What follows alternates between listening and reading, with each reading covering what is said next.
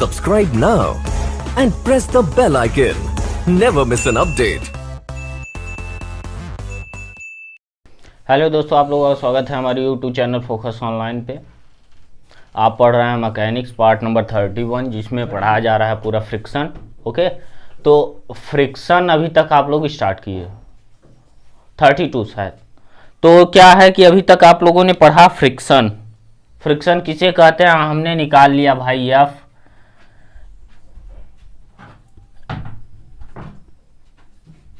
बराबर mu into are.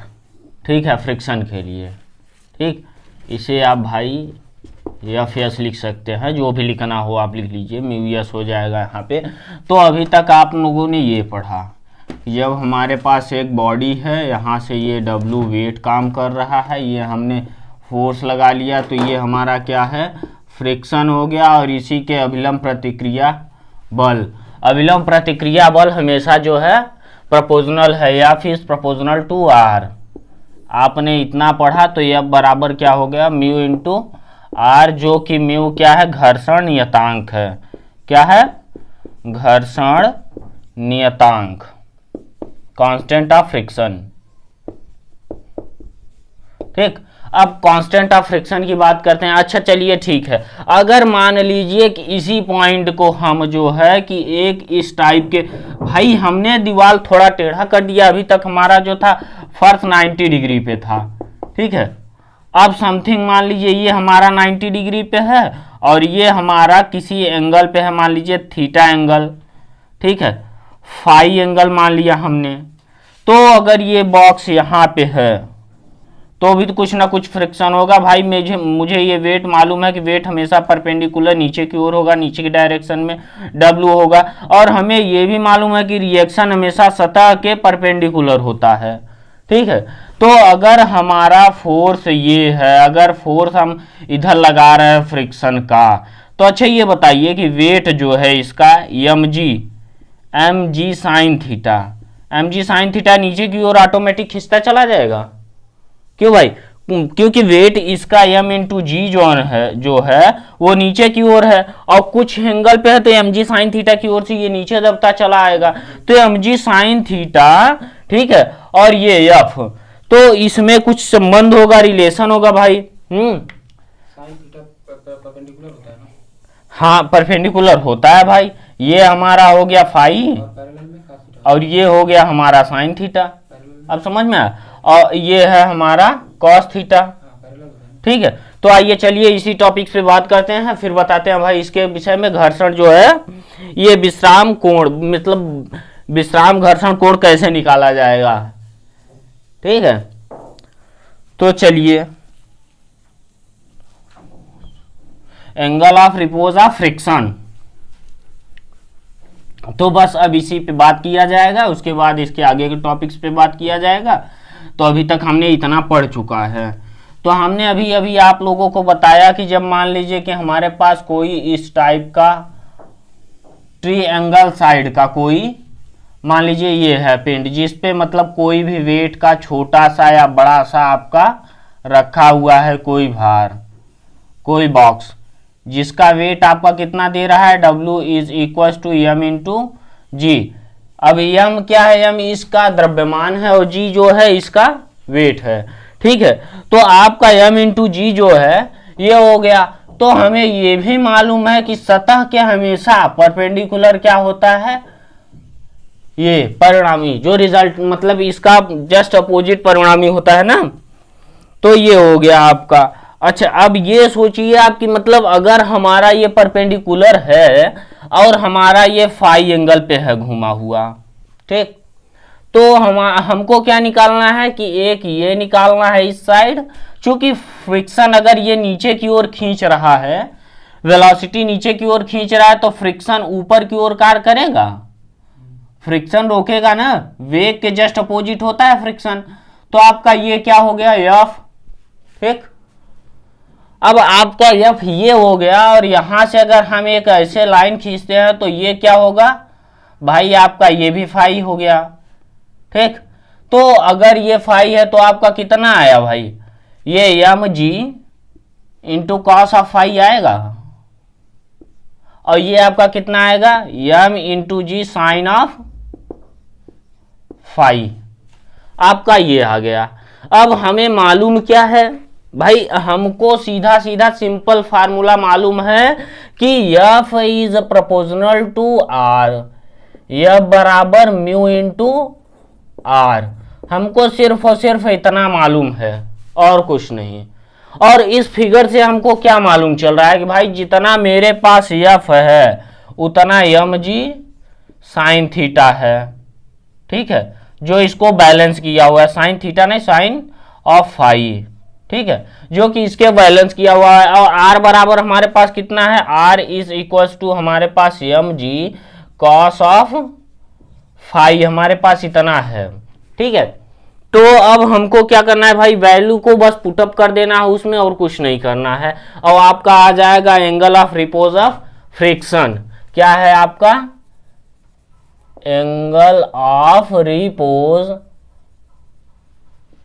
Of friction, angle of repose of friction यानी क्या है आप लोगों का विश्राम कोण, घर्षण का विश्राम कोण, घर्षण का विश्राम कोण आपका आ जाएगा। ये क्या है, घर्षण के विश्राम कोण को हमको निकालना है सीधा सीधा। तो बस इसी वैल्यू को हमको पुटअप करना है। तो आ जाएगा आप लोगों का mg sine of phi is equal to mu, ठीक है, into mg m into g cos of phi. अब भाई हमारा m इंटू जी से m इंटू जी कट गया और sine phi by cos phi आ जाएगा आपका, sine phi divide by cos of phi is equal to कितना आया आपका, म्यू। अब आप इसी को क्या कर सकते हैं, tan of phi is equal to mu. ठीक है, अब ये हो गया आपका म्यू tan फाई, यानी विश्राम कोण, घर्षण का विश्राम कोण आपका कितना आया भाई, म्यू आ गया। ठीक, तो अब हम इसी को लिख सकते हैं, केवल हमको क्या लेना है, फाई की वैल्यू ज्ञात करनी है। तो tan इनवर्स ऑफ म्यू हमारा आ गया घर्षण का विश्राम कोण। अब हमको सिर्फ और सिर्फ इतने से मालूम था और हमने निकाल दिया, phi is equal to tan inverse mu. इतना आप लोगों को समझ में आया कैसे निकाला जाएगा। अब बात क्या करते हैं कि जो अब आती है घर्षण शंकु किसे कहते हैं भाई। शंकु, आपने जब शंकु का नाम लिया मैंने तो आप सोचे होंगे कि सर शंकु तो ऐसे होता है, अब इसमें घर्षण कैसे आ गया। तो भाई फ्रिक्शन आ क्यों नहीं सकता, अगर इसी को हम नचाएंगे तो चारों तरफ कुछ ना कुछ फ्रिक्शन लगेगा। ठीक है, या फिर अगर हम इस सतह को ले लें, इसका एक सतह ले लें, किसी तल पे किसी बॉक्स में इसे रख दें, ठीक है, तो यहाँ पे कुछ ना कुछ फ्रिक्शन होगा। तो अब इसको मतलब ये शंकु घर्षण किसे कहते हैं भाई, ठीक है, घर्षण शंकु किसे कहते हैं, cone of friction, cone of friction. अब देखते हैं भाई,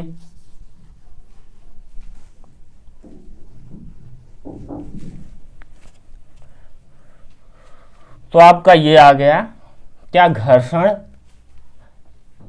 एंगल ऑफ फ्रिक्शन, ठीक है, विश्राम रिपोज के लिए। अब आपका बात करेंगे कोन ऑफ फ्रिक्शन, उसके बाद क्या कूलम्ब्स के नियम भी पढ़ेंगे भाई। कूलम्ब्स ने इसमें भी आप लोगों को कुछ नियम्स दिए हुए हैं, ठीक है। अब हमको निकालना क्या है भाई, शंकु घर्षण, cone of friction, cone of friction कहते किसे हैं,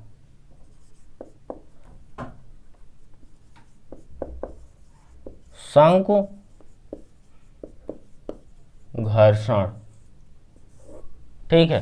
शंकु घर्षण किसे कहते हैं भाई, मैंने एक शंकु बना लिया, चलिए ठीक है।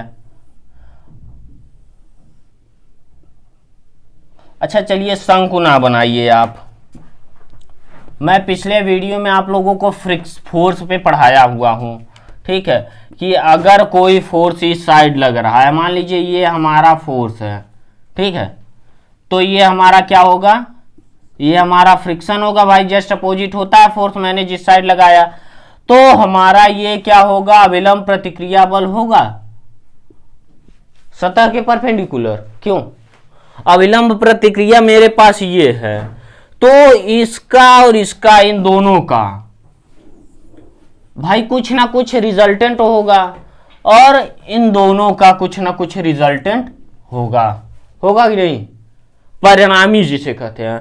तो हमने भाई परिणामी इसका और इसके बीच का क्या निकाल लिया, एक परिणामी निकाल लिया, ठीक है, यस निकाल लिया हमने, पी निकाल लिया, जेड निकाल लिया, जो भी हो आप परिणामी निकाल लिए, ठीक। परिणामी मैंने इसका निकाल लिया, जो कि कितने एंगल पे है, मान लीजिए अल्फा बीटा गामा डेटा, जो भी हमने पिछले वीडियो में आप लोगों को क्या बताया था, आप लोगों को जो है फोर्स में मैंने बताया था कि अगर एक फोर्स इधर एफ लग रहा है, इधर पी एंड क्यू लग रहा है, ये हो गया आपका रिजल्टेंट। अगर ये थीटा है तो आप इसको अल्फा मान लीजिए, इसको बीटा मान लीजिए, मैंने यही बोला था ना भाई। तो अगर हम इसको अल्फा मान लें और इसको बीटा मान लें तो कोई प्रॉब्लम, अगर हम इसको डेल्टा या लैम्डा मान लें, भाई बुकों में सब अलग अलग माने हुए दिए हुए हैं, ठीक है, कुछ भी दिया हो तो हमसे इससे क्या लेना देना है भाई, आपका दिया है दिया है, क्या कर सकते हैं भाई।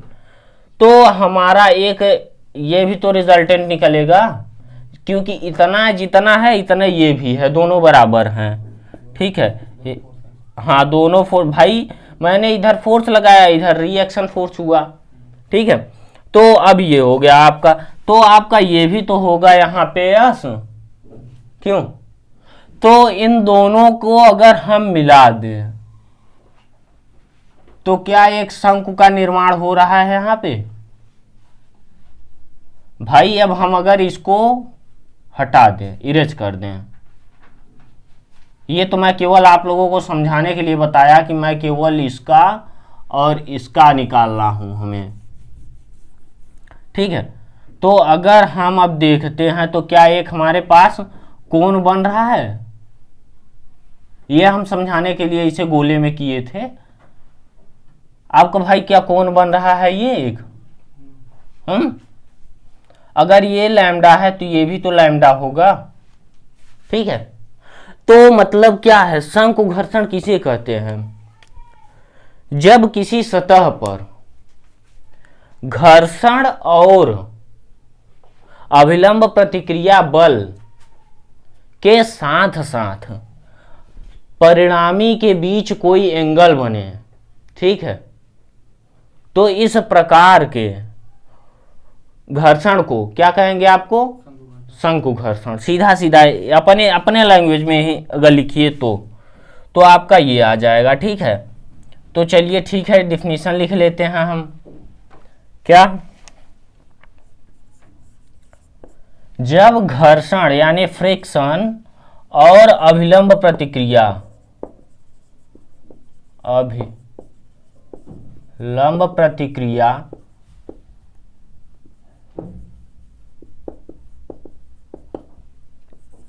आर के बीच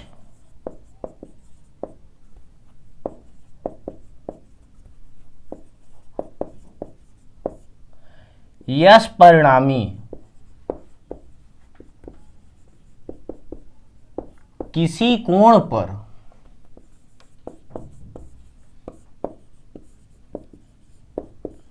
प्राप्त हो और एक शंकु का निर्माण करें।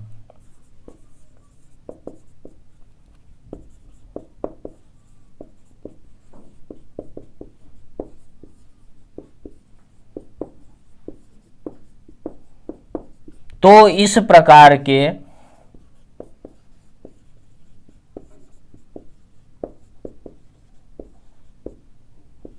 घर्षण को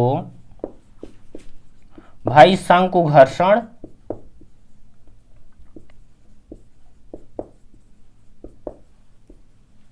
कहते हैं। ठीक है। आपका ये हो जाएगा शंकु घर्षण, मतलब अगर शंकु के आकार का बना रहा है, ठीक है, तो क्या हो जाएगा आपका शंकु घर्षण। अच्छा, अब इसके बाद बात करेंगे भाई कि इसमें कुछ नियम भी आए, ठीक, कुछ साइंटिस्टों ने आके अपना नियम दिया। अच्छा, इसके पहले हम बात कर लेते हैं आपसे कि रोलिंग घर्षण क्या है, मतलब फ्रिक्शन क्या है, रोलिंग फ्रिक्शन क्या है भाई, ठीक है। चलिए आगे बढ़ते हैं भाई रोलिंग फ्रिक्शन की तरफ, जब डिफिनीशन लिख ही रहे हैं तो। रोलिंग फ्रिक्शन क्या है भाई, रोलिंग यानी मतलब गोला,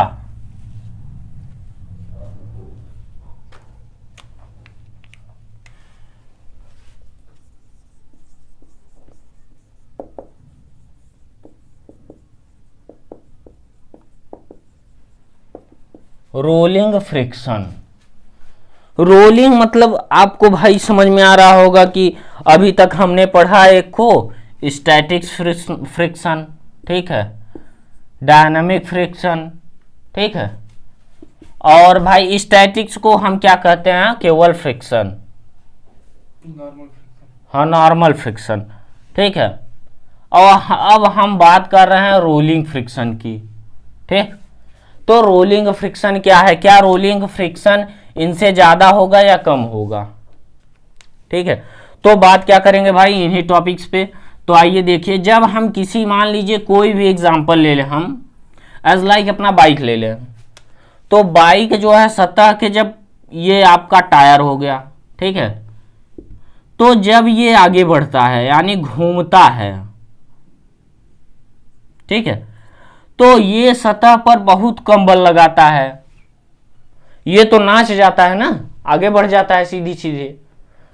और अगर हम इसी की बात करें कि एक हमारे पास बॉक्स है जिसपे हम उतना ही फोर्स लगा रहे हैं जितना कि इस पे फोर्स लगा रहे हैं हम, इसको फ्रिक्शन ज्यादा नहीं रोक पाएगा। अगर हम इस पर 10 न्यूटन का फ्रिक्शन लगा रहे हैं और इस पे भी हम 10 न्यूटन का बल लगा रहे हैं भाई, यानी कि दोनों पे हम 10 न्यूटन का बल लगा रहे हैं, ठीक है।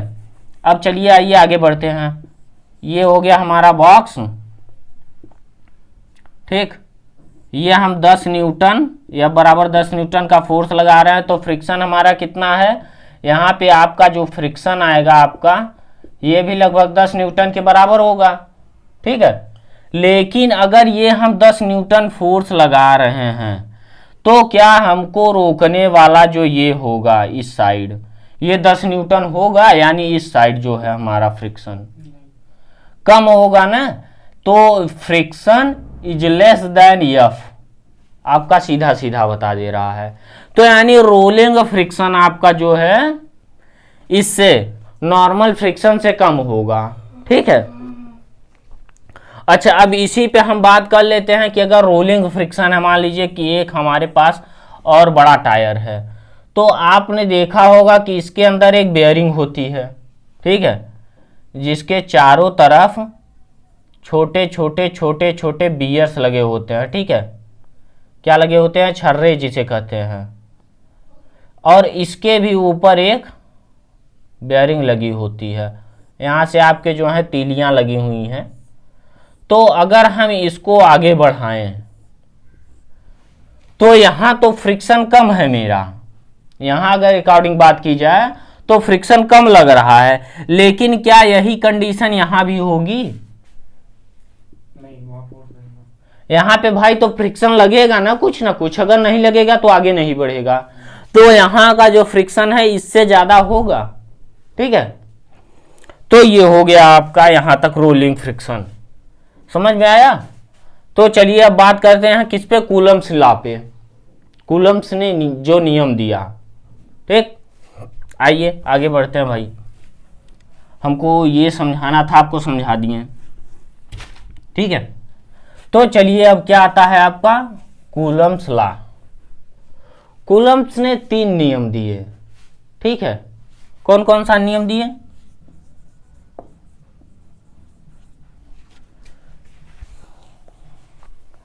कूलम्स लॉ, तीनों नियम में क्या क्या उन्होंने कहा। पहला नंबर तो ये कहा कि अगर मान लीजिए कि भाई कोई हमारे पास 2 वस्तु है। एज लाइक ले लीजिए हमारे पास एक ये वस्तु है और एक ये है हमारे पास, ठीक है। तो इन दोनों के बीच जो फ्रिक्शन लगेगा भाई इन दोनों के वेट पर भी निर्भर करेगा, ठीक। अच्छा, दूसरा नियम उन्होंने ये बताया कि मान लीजिए हमारे पास एक बहुत बड़ा पिंड है और एक हमारे पास बहुत छोटा सा पिंड है, ठीक है। अब हमारे पास दाब तो पर्याप्त लग रहा है, दाब छोटे पिंड पे ज्यादा होगा, P is small is greater than P big होगा आपका, हाँ। या मान लीजिए आपका ये ऊपर कर दे रहे हैं हम, या कहीं और ले रहे हैं भाई छोटा पिंड। तो अगर हम बात करते हैं इनके फ्रिक्शन की और इसके फ्रिक्शन की, इसमें जो है PB is less than P small, फिर भी फ्रिक्शन ज्यादा क्यों लगेगा भाई? इसमें एरिया पर्याप्त है, इसका परिणामी और ज्यादा होगा, तो इसलिए इसका क्या आता है आप लोगों का, फ्रिक्शन ज्यादा होगा। एज लाइक ले लीजिए आप, कहीं सोख्ता ले लीजिए, ठीक है। तो आप मान लीजिए इसे सोख्ता मान लीजिए, इसे कोई और भी मान लीजिए, कोई और पिंड मान लीजिए, जैसे छोटा सा ले लीजिए आप, सोख्ते का ही मतलब छोटा पार्ट ले लीजिए। अगर हम इस पे ज्यादा फ्रिक्शन ज्यादा प्रेशर लगाएं और इस पे कम प्रेशर लगाएं, फिर भी किसके ऊपर ज्यादा जो है कि फ्रिक्शन होगा भाई? इसका फ्रिक्शन ज्यादा होगा। इस पे प्रेशर कम है फिर भी फ्रिक्शन ज्यादा होगा, ठीक। तो इन्होंने ये बताया एक नियम, ठीक है। और तीसरा नियम तो सिंपल सा नियम है भाई, मैं पहले से ही बता रहा हूं, इन्होंने ही बताया कि जो है अगर गति बढ़ेगी तो फ्रिक्शन घटेगा और गति कम होगी तो फ्रिक्शन बढ़ेगा, ऑटोमेटिक बढ़ जाएगा फ्रिक्शन, ठीक है। तो इन्होंने इन तीनों नियमों को जो है बताया। चलिए आगे देखते हैं भाई। फर्स्ट नियम इन्होंने क्या कहा? हाँ, फ्रिक्शन वस्तु के भार पे कूलम्ब्स लॉ, ठीक है।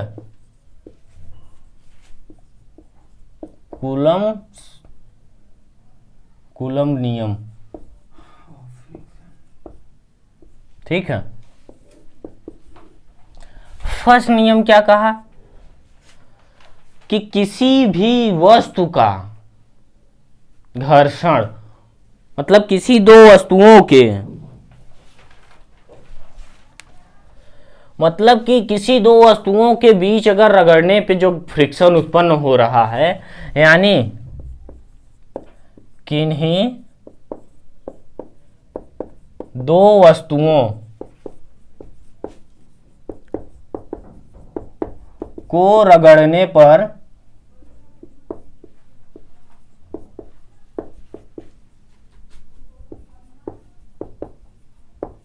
जो घर्षण उत्पन्न होता है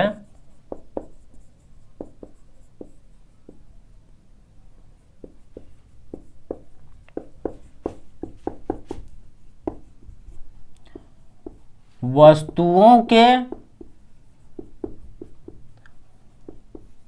भार पर निर्भर करता है, निर्भर करता है। वस्तुओं के किस पे? भार पर निर्भर करता है मेरे भाई। तो अब ये इन्होंने पहला नियम बताया, अगर हम इस पे किसी वस्तु को रगड़ रहे हैं, जैसे मान लीजिए हमने इसी को मारकर को इस पे रगड़ा, तो ये जो फ्रिक्शन लगा इसके भार पे भी तो निर्भर करेगा, ठीक है। अच्छा, अब इन्होंने दूसरा नियम दिया।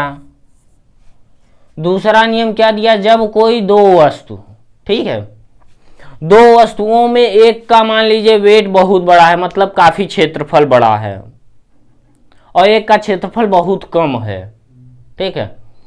अभी तो इन्होंने पहला नियम जो था वस्तुओं के वेट पर दिया, दूसरा नियम इन्होंने क्षेत्रफल पे दिया, और तीसरा नियम क्या दिया?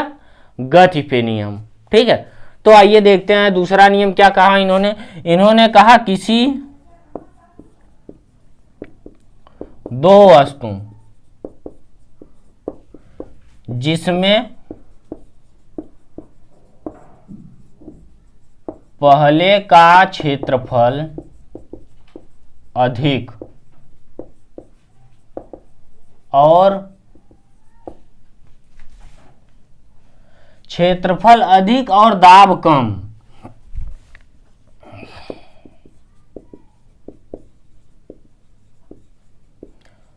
तथा दूसरे का क्षेत्रफल कम दाब अधिक होने पर अधिक क्षेत्रफल वाले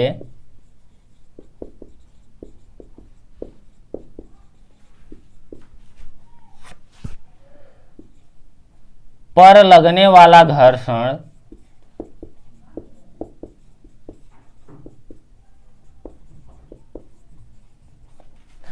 कम, मतलब कम क्षेत्रफल कम दाब, ठीक है,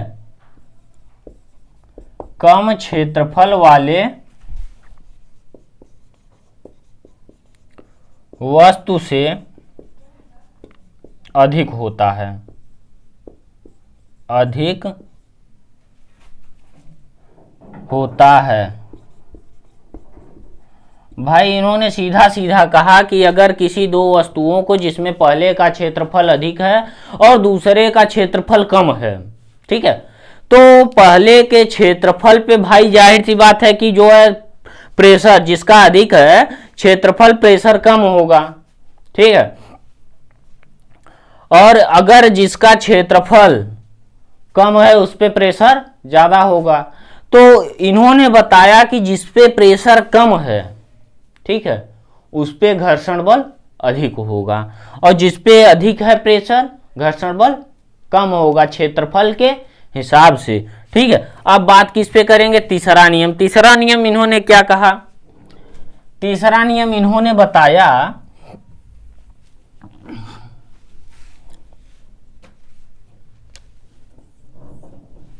तीसरा नियम इन्होंने कहा तीसरा नियम, अगर गति बढ़ती है तो फ्रिक्शन घटता है और गति कम होती है तो फ्रिक्शन अधिक होता है।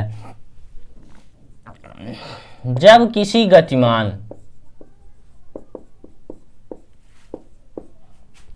जब किसी स्थित वस्तु में गति कराई जाती है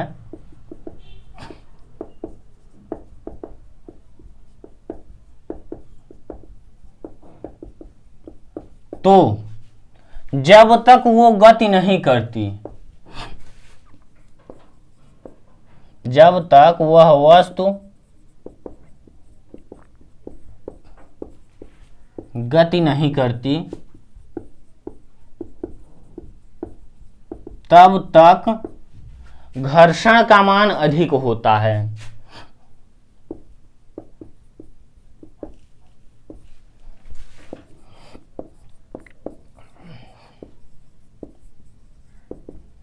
अधिक होता है और गति प्रारंभ करने पर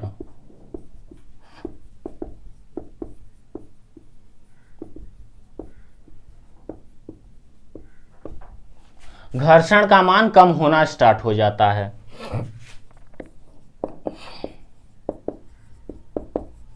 का मान कम होना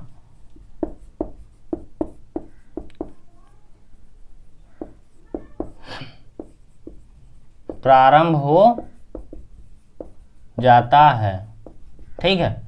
अब इससे आपका निष्कर्ष क्या निकलता है, गति तेज होगी तो घर्षण का मान कम होगा और गति अगर कम होगी तो घर्षण का मान अधिक होगा, ठीक है। अर्थात आपका कितना आ गया,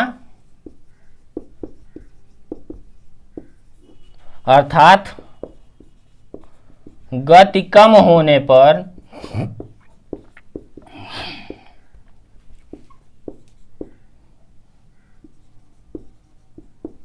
घर्षण का मान अधिक और गति अधिक होने पर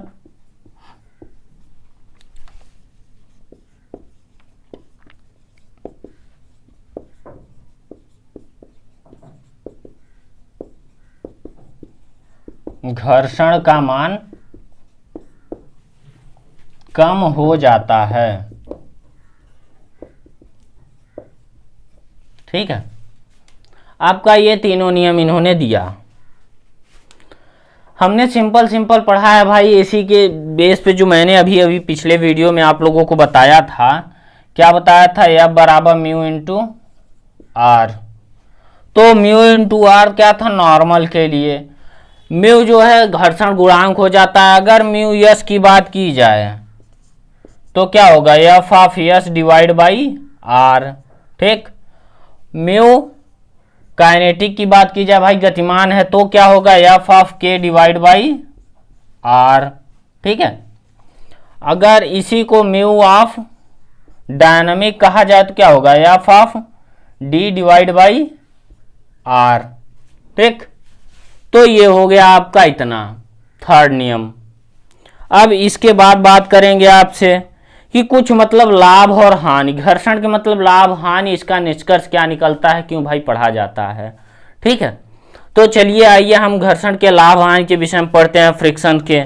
ठीक है, profit of friction and loss of friction. ठीक, प्रॉफिट क्या है भाई, आप समझ लीजिए। प्रॉफिट फ्रिक्शन के, अगर मान लीजिए कि हमारे पास जो चेन है, अगर किसी मशीन में फ्रिक्शन ना हो तो एनर्जी हमारी लॉस होगी, तो एनर्जी लॉस होती है। ठीक है, फर्स्ट नंबर। सेकेंड नंबर, अगर फ्रिक्शन है तो हमसे लॉस कितना होता है, क्या लॉस हो रहा है भाई। मान लीजिए मैंने एक हैंडपंप को चलाना स्टार्ट किया, ठीक है, और उसमें फ्रिक्शन ज़्यादा हो गया। ठीक, तो हमको चलाने में प्रॉब्लम हो रही है। और अगर फ्रिक्शन कम हो गया तो पानी हमको कम मिल रहा है। ठीक, अच्छा, इन सभी को संतुलित में रखने के लिए, जैसे कि मान लीजिए फ्रिक्शन ज़्यादा हो गया तो हमारे पास क्या यूज किया जाता है भाई, फ्रिक्शन ज़्यादा होगा तो हम स्नेहक का यूज करेंगे। आप लोगों ने अभी फर्स्ट सेमेस्टर में पढ़ा है केमिस्ट्री में स्नेहक, तो स्नेहक का यूज करेंगे। ठीक है, और अगर फ्रिक्शन कम हो गया तो क्या करेंगे भाई, तब फ्रिक्शन बढ़ाने के लिए उसमें और कुछ ना कुछ यूज किया जाता है। ठीक है, तो चलिए ये सब अभी टॉपिक्स में बहुत कम है, फिलहाल आगे बढ़ते हैं। तो मान लीजिए कि अगर हमारे पास कोई चेन है, ठीक, साइकिल में कोई चेन है, तो हमारा फ्रिक्शन टोटली खत्म हो गया है, तो क्या हम साइकिल चला पाएंगे? कभी नहीं चला पाएंगे। और या फिर फ्रिक्शन बहुत ज़्यादा हो गया है, तो भी नहीं चला, तो भी दिक्कत ठीक, तो भी दिक्कत होगा। तो मतलब कुल मिला के ये निकलता है कि फ्रिक्शन हमारे जीवन में बहुत उपयोगी है, लेकिन एक सीमित मात्रा में। इसे जो है आपके लिए संतुलन में रखना चाहिए, संतुलन में रखते हैं, और संतुलन में रखने के लिए आप स्नेहक का यूज करते हैं। ठीक है, तो चलिए आगे बढ़ते हैं भाई। क्या स्नेहक फ्रिक्शंस के लाभ, प्रॉफिट ऑफ फ्रिक्शन।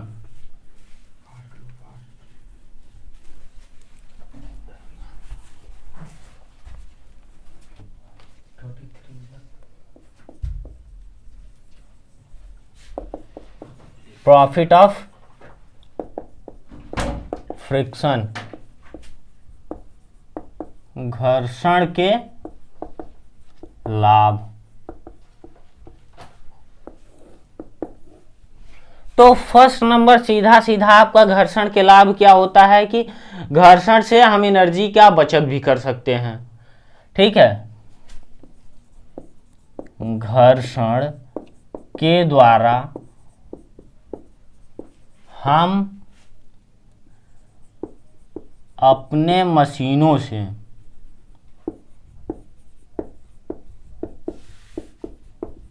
कार्य आसानी पूर्वक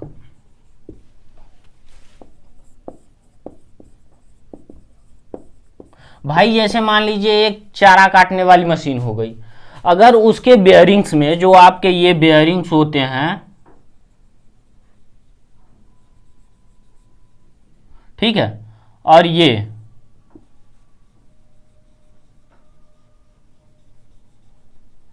अगर इसमें फ्रिक्शन ना हो तो क्या आपका चारा काटने वाली मशीन या फिर जैसे कि मान लीजिए आपके जो बड़े बड़े मशीन उद्योग में काम किया जाता है, जैसे कि मान लीजिए आपका एक नया कार बन रहा है, तो कार बनने के लिए पुराने पार्ट को इसमें डाला जाता है तो छोटे छोटे छोटे छोटे तोड़ देता है। अगर इसमें हमारे पास फ्रिक्शन ना हो तो क्या ये काम करेगा? नहीं। तो हमको क्या करना है, घर्षण के द्वारा हम मशीनों से कार्य आसानी पूर्वक करते हैं। भाई सेंस, केवल सोचिए, किताबी ज्ञान ना रटिए, आपको खुद रिजल्ट, खुद आंसर मिलता चला जाएगा। ठीक है, आपका ये हो गया। सेकंड नंबर बात करते हैं फ्रिक्शन से। फ्रिक्शन की वजह से आप पानी का यूज करते हैं कि नहीं? ऐसे बहुत सारे एग्जाम्पल्स हैं, मशीनों को ले लीजिए, आप साइकिल्स को ले लीजिए। और अगर हानि, जैसे कि मान लीजिए आप फ्रिक्शन, 2 नंबर हैंड पंप से पानी निकालने दें,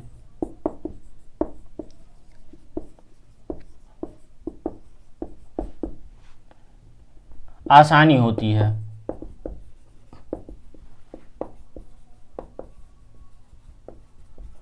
भाई ये मेरा फ्रिक्शन है। अगर मान लीजिए साइकिल के वाल्व में या फिर किसी बाइक के या फिर किसी मान लीजिए 4 व्हीलर के वाल्व में अगर फ्रिक्शन ना हो तो क्या होगा? आपके वाल्व से हवा निकल जाएगी। तो ये भी तो हमारे पास एक हानि हो रही है। ठीक है, तो चलिए आगे बढ़ते हैं। फ्रिक्शन के हानि हो गए हमारे पास। अगर फ्लाई व्हील मतलब किसी चक्के के अगर देखा जाए उसमें अगर फ्रिक्शन ना काम करे तो क्या हमारा चक्का आगे बढ़ेगा? कभी नहीं बढ़ेगा भाई। तो ये भी हमारे पास जो है इसके लाभ हैं, प्रॉफिट हैं हम लोगों के।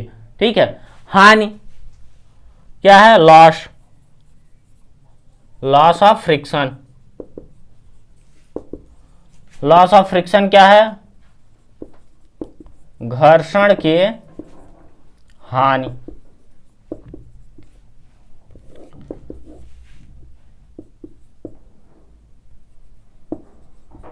भाई घर्षण के हानि क्या है आपके?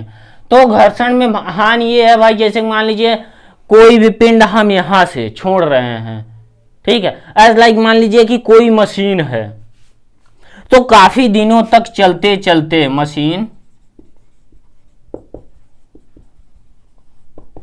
काफी समय तक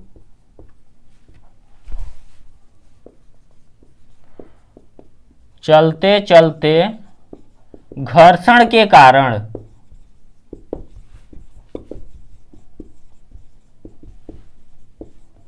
घिस जाती है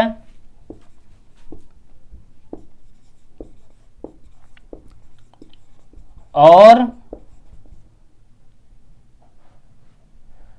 धीरे धीरे खत्म हो जाती है। धीरे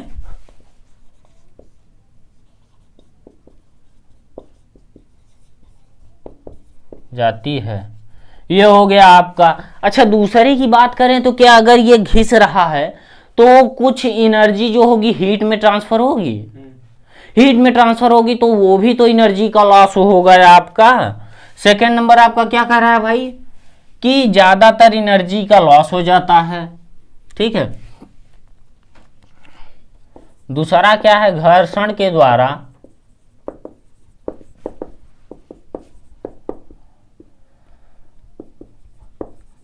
किसी मशीन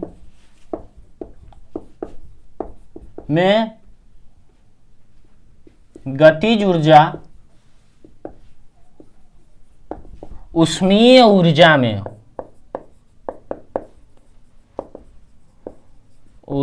में परिवर्तित होकर कार्यगत ऊर्जा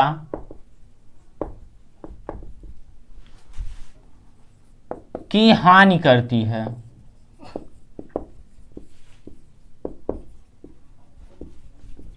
चलिए ठीक है, अब ये हो गया हानि और लाभ। तो आपने ये तो सोचा होगा कि सर जो है अभी तक अगर फोर्स की ही बात कर रहे हैं, आपने बताया सर कि हमारे पास एक पिंड है, ये है हमारे पास पिंड जिसका वेट W ये है, R ये है, हमारा ये फ्रिक्शन हो गया, ये हो गया फोर्स। ठीक है, तो सर हम ऐसे फोर्स ना लगा करके अगर हम इस पॉइंट पे फोर्स लगाएं तो क्या होगा, या सर अगर बात करें तो हम ऐसे अगर फोर्स लगाएं तो क्या होगा।